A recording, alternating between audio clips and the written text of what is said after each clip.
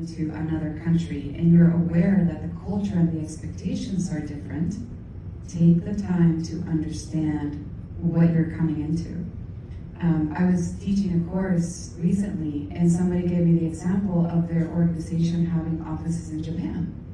And they said that when they came into the office, there was people asleep at their desk. And so the judgment of the American counterparts, like, well, they must not care. And it took a while and really having conversations and being open and understanding that in that particular company, or Japan, I am not deeply informed on Japan, but it actually was a sign of commitment because they had been there all night, because they had really worked long hours, because they were showing that they cared more about the work than actually going home to sleep. And so in global environments, if we understand that how people lead, how people develop trust, how people give feedback, negative and positive, there's a few dimensions that are so important in cross-cultural working with each other that if you just take the time to understand, you're really going to be able to get into that place of understanding their cultural relativity and not applying your own lens to them. Just know that you are probably going to mess up, and it's okay. And just know what it is that you're going to do when you end up maybe offending someone or stepping on somebody's toes.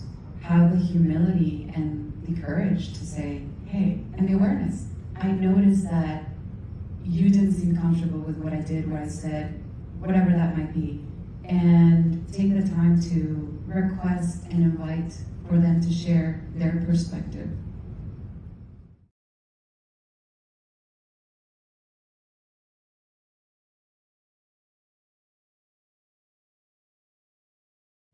That takes looking at your corporate systems and having the deep awareness of all the kinds of diversity that are part of your organization. Like, most people think about diversity and they think about what's very visible, your gender, your, your ethnicity, but there's so many other things like personality preferences that are deeply important in how you can execute. And so I think the question is, maybe from a corporate perspective, like how can you do that, is really put in that equity lens into all of your processes that have embedded in them moments that matter. And when I say moments that matter, it's really, there's so many moments that matter in the HR life cycle, when you're interviewing, when you're choosing a candidate, when you're onboarding, when you're doing performance evaluations, peer feedback, succession planning. Identify all those moments that matter and then apply that equity lens to ensure that all kinds of diversity are taken into account.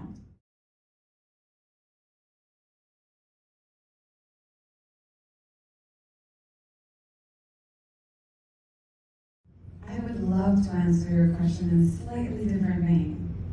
Because what I heard you ask, and I love that one question can have so many different understandings of it, but for me it's like, how do you know? How do you know where you draw that line? How do you know where the line is? And so many lifetimes ago, I was a project manager. And when I came home every day, I felt drained, exhausted. And the feedback that I got from my peers and my teams, like, you're the best project manager I've ever had.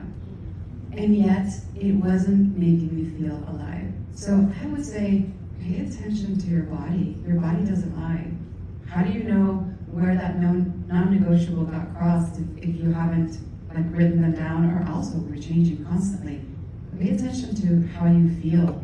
Is it expansive? Does it bring light? Does it feel good? Does it energize you? Or does it make you feel small, belittled, without shine?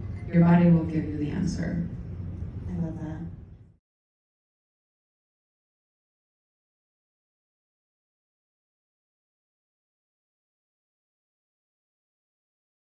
I do think that, traditionally women, because we are very often the caretakers in our families, we have an innate ability to lead by consensus and collaboration and bringing people together.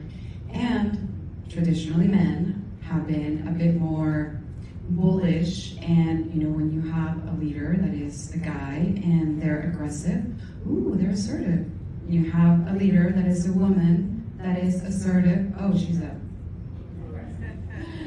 And so women do face a lot of double issues in being leaders, but because we can't address all of it, all I'm going to say is inclusion is, if there was to be one answer to addressing different kinds of leadership between men and women, is to focus on including everyone.